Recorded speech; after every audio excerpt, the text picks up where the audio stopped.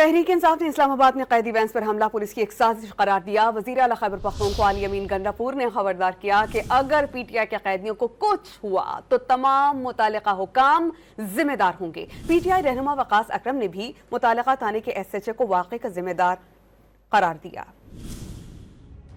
اسلام آباد میں P T I کے 82 قیدیوں کو اٹک جیل منتقل کیے جانے کے دوران قیدیوں کی وینس پر حملے پر تحریک انصاف کا رد عمل آ گیا۔ وزیر اعلیٰ خیبر پختونخوا علی امین نے خبردار کیا کہ انتظامیہ ایسے ڈرامے بند کرے۔ تمام ویڈیوز اور ثبوت موجود ہیں۔ میرے پاس ویڈیوز بھی ہیں، ثبوت بھی ہیں، یہ سرکاری اہلکار ہیں، اس کے علاوہ میرے پارلیمنٹیرینز ہیں، میرے ورکرز ہیں۔ میں آپ کو بتا رہا ہوں کہ اس طرح کے ڈرامے نہ کریں آپ۔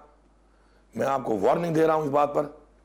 عزت سے اگر آپ نے ان کو گرفتار کیا ہے، غلط کیا ہے، تو پھر بھی وہ تو بعد کی بات ہے، آپ ان کو جائیں خیریت سے پہنچائیں۔ کسی کو کچھ بھی ہوا، ایس ایچ او ترنول تم ذمہ دار ہوگے، تمہارے اوپر جو بھی ڈی پی او ہے وہ ذمہ دار ہوگا، اس کے اوپر ڈی آئی جی اور پھر آئی جی اور پھر انٹیریئر منسٹر، تم سب ذمہ دار ہوگے اس کے۔ پی ٹی آئی کے سیکرٹری اطلاعات شیخ وقاص اکرم نے کہا کہ 26 نمبر چنگی کے قریب تینوں قیدی وینس کو روک کر S H O Shabbir Tanoli اور ان کے ساتھیوں نے قیدی وین کے شیشے توڑے۔ قیدی وین میں تحریک انصاف کے ایم پی ایز، کارکنان اور سرکاری ملازم بھی موجود تھے۔ فیصل ٹاؤن کے قریب سے انہیں گاڑیوں کو واپس موڑ کے لایا گیا 26 نمبر کے پاس، پھر ترنول کی حدود میں انہیں روک کے ترنول تھانہ کے S H O Shabbir Tanoli نے اور ان کی ٹیم نے ان پریزن وینس کے شیشے توڑے، دروازے کھولے اور زبردستی تمام پریزنز کو جو ہمارے وہ قیدی اٹک لے جائے جا رہے تھے ان کو باہر لا کے کھڑا کیا۔ پولیس کے مطابق سنگجانی ٹول پلازا کے قریب قیدیوں کو اٹک جیل لے جانے والی 3 گاڑیوں پر 20 افراد نے اسلحہ، ڈنڈوں اور پتھروں سے حملہ کیا۔ فائرنگ سے 4 پولیس اہلکار